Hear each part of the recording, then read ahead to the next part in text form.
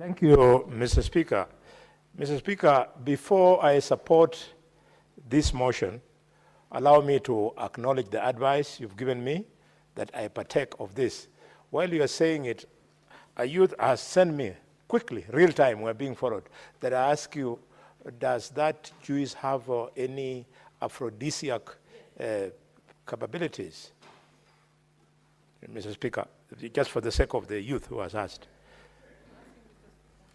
You know, aphrodisia is the only do you say about what does it mean? Do you want me to tell you what it can do to you if you partake it?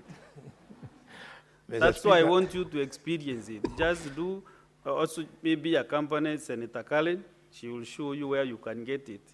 And then you just try, you can try them both of you. And maybe, because also she has not experienced. Mr. Speaker, if next time I'm found with Senator Karen in Nairobi, please make sure that you explain to the husband, Somido, that it was with your permission. Otherwise, I was not going to go out with her, Mr. Speaker. And make your contribution to the motion. Mr. Speaker, thank you for the advice, and I rise, Mr. Speaker, to support this bill.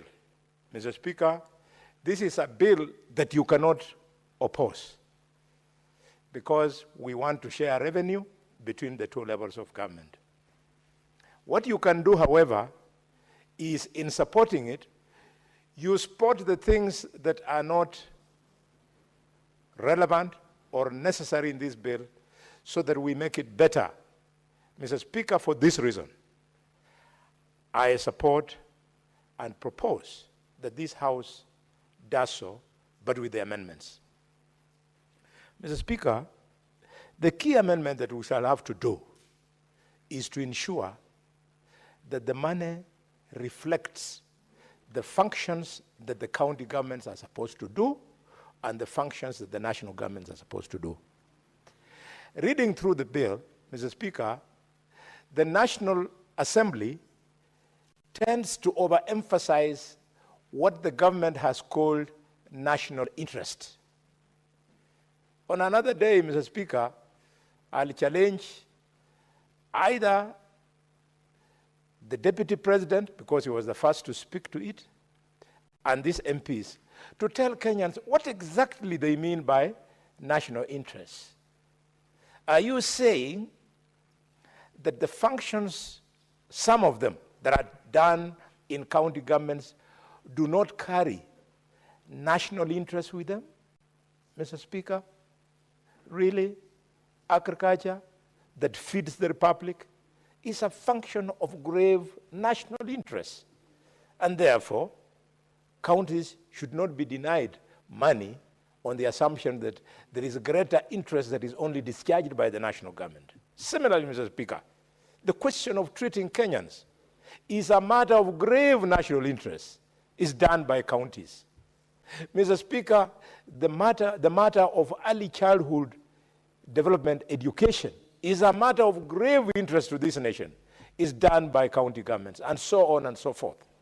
So, Mr. Speaker, we would want to urge members of the National Assembly to try and understand devolution better and appreciate that all of them come from one county or the other. And that being the case, they should not, while making a decision on the actual quantum of what goes where, be tempted to think that they owe it to the national government. When we are dividing revenue, all MPs, members of the National Assembly and senators, must ensure the proper principles of division of revenue between the two levels of government. Mr. Speaker, I want to propose that this House rises and stands behind the proposed figures of division, where we propose that the national government gets 465 billion shillings and the national government gets 2.231 trillion shillings. Mr. Speaker, if we do so, we believe as the Committee of Finance, that we shall have hit the balance and both levels of government will be able to meet their development and recurrent mandate.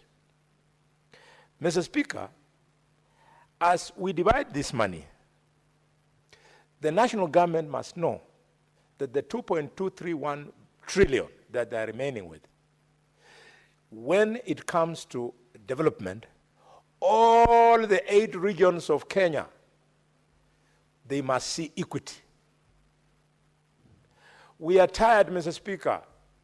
We are sick and tired, Mr. Speaker, to go around the country, and when you go to one region of Kenya, you find it is 100 years ahead of another region in this country, Mr. Speaker.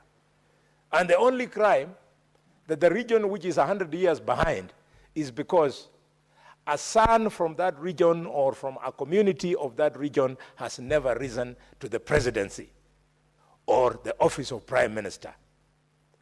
This bad behavior of development following the region and community from which the top leadership of the country comes from must come to an end in the new Kenya. In the new Kenya, we want all our 8 regions to enjoy development equitably. Mr. Speaker, it's wrong for one single region. It's wrong for one sub-county in this republic to be left behind. All sub-counties, 290 of them, 47 counties, must, together with the 8 regions of the Republic of Kenya, be seen to move at the same pace. Mr. Speaker, in this particular 2.231 trillion that is remaining at the national government, we would like the cabinet of His Excellency, President William Samoei Ruto, the man we campaigned for, the man we support, and the man we want to succeed so that our country can succeed.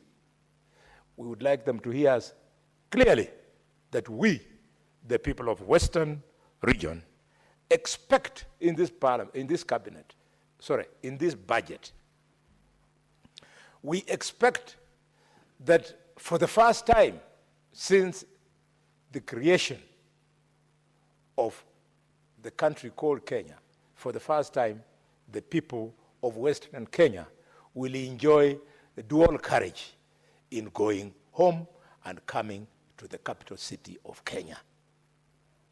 We expect, Mr. Speaker, a dual carriage from Nairobi to Nakuru to Mau Summit. Mr. Speaker, at that point, we expect that dual carriage to go into 2 branches, one branch to go to Kericho, and Kericho to Kisumu, and Kisumu to Kakamega, and Kakamega to join the other branch at Kabarengu in Webuye. And this other one, Mr. Speaker, because they might not know where we want the road to go through, I'm defining to them the other dual carriage. Upon diversion at Mau Summit, it should go, Mr. Speaker, to Eldoret, Kabarengu, Bungoma, Malaba border. And this will be massive because it is going to be a game changer in the economy of the Republic of Kenya. It should not be lost to Kenyans that when I say this, I'm not only saying as a patriotic son of this country who was born in the western region of Kenya, but I'm saying it as a man who is alive to the fact that if we don't grow our economy, the population has been growing much faster, we will burst. And therefore, we will be responding, Mr. Speaker, to the fact that Kenya's biggest single trading partner is Uganda. Coupled with the contribution of the trade that we do with Bujumbura and the trade we do with Kigali, Mr. Speaker, and the trade that we do with Goma, this dualing will be a game changer. And it should, Mr. Speaker, be followed by a standard gauge rail line. We insist that this is the future of Kenya. And what is more, so that I don't look like I only look at the Republic of Kenya through the prisms of where my community comes from, it's important that as we dual the western part, we should also dual the highway from Nairobi to Mtito to Voi, and to Mombasa, because Mombasa is the gateway into this country, and because Mombasa is the one through which all the huge volume of trade that we do with Uganda, with Bujumbura, with Kigali, and with Juba, where it comes through. Mr. Speaker, we'd expect the national government, through the 2.231 billion shillings, Mr. Speaker, to ensure that the projects of Vision 2030 that were identified by President Mwai Kibaki are actualized. There is the critical project of LAPSET, the Lamu project, creating that port, Mr. Speaker.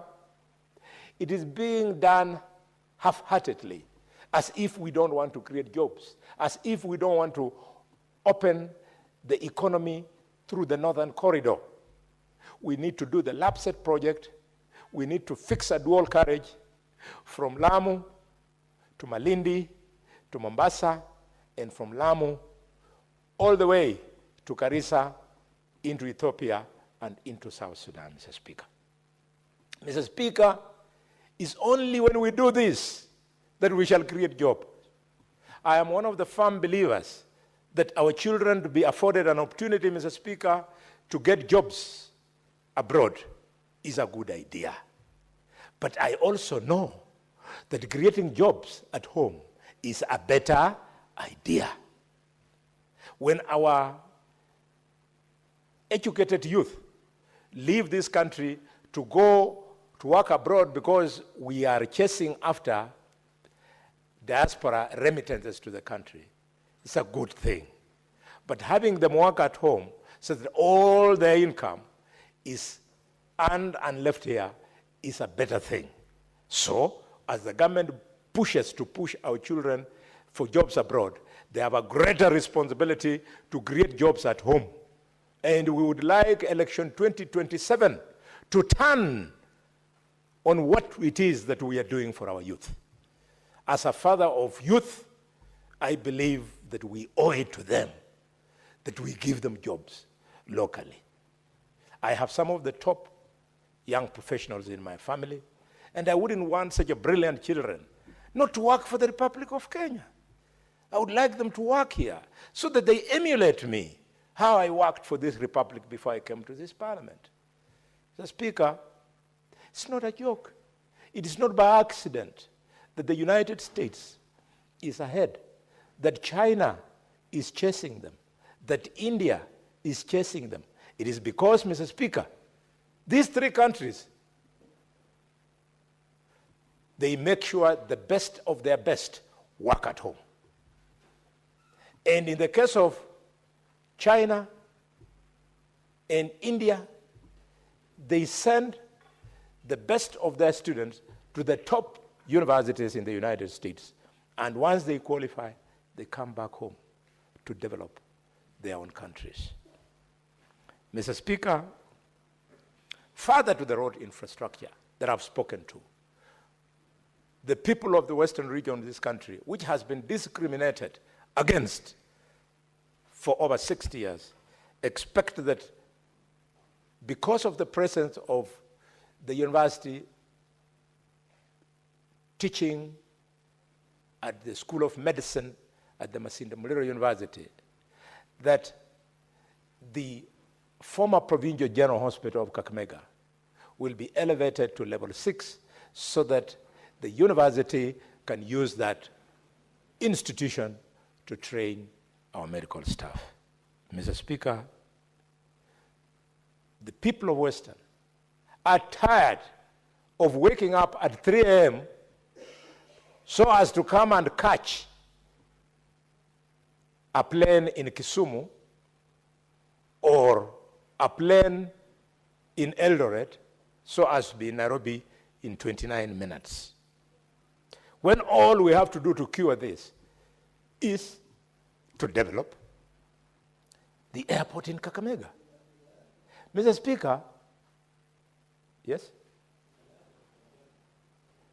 Yes, you can help me if you like. Senator Boni, yes. Avoid exchanging in yes, I am begging him. Don't heckle me, my son. At time, if God blesses you, Senator Eddie, if God blesses you, you might enjoy a long life like Omugeni and myself. And at that time, you'll have appreciated what is Kenya. Just a minute, Senator Boni Khalwale. Thank you. What is your point of order, Senator Eddie Okech?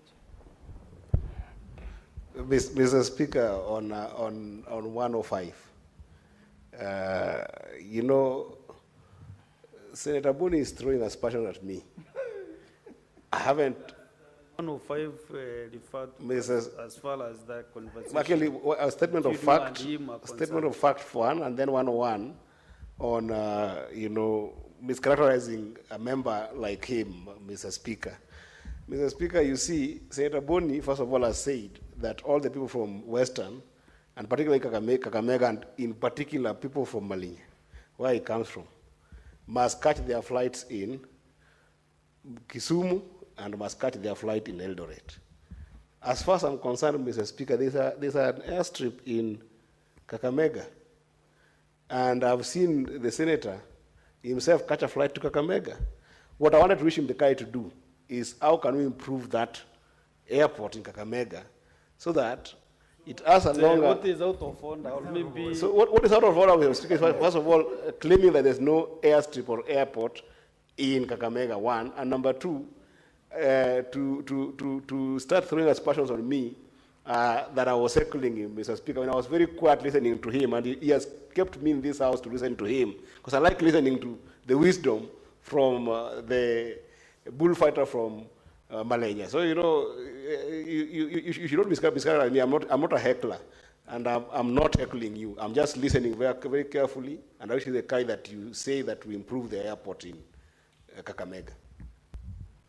Senator Boni. Mr. Speaker, I hope my time was held for me, and Kenyans have had you, and Kenyans had me, and therefore they'll make their own judgment. The only thing I want to say in that particular point that you have raised is remember the parable of the old man who taught his son how to fly using wings that had been fixed on their shoulders using wax. He told them, fly, but not too high. When he refused, the boy flew too high, the wax melted, and the boy came dangling. That you sit with us in this august house. Please, you sit here, you fly on wings fixed with our wax. Know how high to fly. When you see us flying, you might come tangling, I tell you. Mr. Speaker, Mr. Speaker, the last point I want to make is on the issue, sorry, Madam Speaker, you have changed the speakership, is the issue of housing. Yes, the housing project that is ongoing looks feasible. But as I said many months ago about the housing, the vision of housing, I want to remind government that housing was one of the Vision 2030 projects. The reason why Kenyans continue fighting this project today, it is because of the model of implementation of the housing project.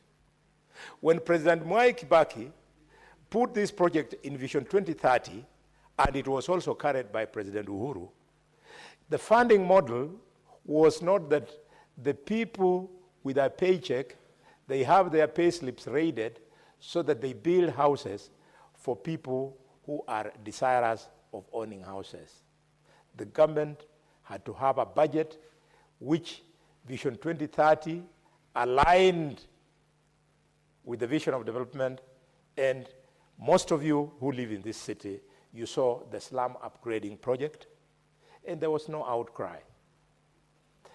Today, the houses are even better, but there is an outcry, because the guy whose pay slip is raided is asking himself, was I born to go to school, get a job, and start doing affirmative action for Kenyans in need of housing on behalf of the government? We want, now that President William Ruto has allowed Prime Minister Raila Odinga to give him an expert in the name of Mbadi, a man I respect, truly brilliant in keeping with the super people of Nyanza. It's brilliant just like Tom Mboya. Mr. Speaker, Mbadi, to go all out of the way so that we continue the housing project but develop a more friendly funding model than raiding the pay slips of the people. When we say these things, it's not because we are against the government. It is because we are for the success of the government, and we want a government that affords all Kenyans comfort. Madam Speaker, I was looking at a woman who I know very well from Kakamega, who had just gotten a house in Mukuru. And I was very excited. She was now going to get a better house. With those many remarks, my time is gone. I support with amendments. Senator Eddie. Okay.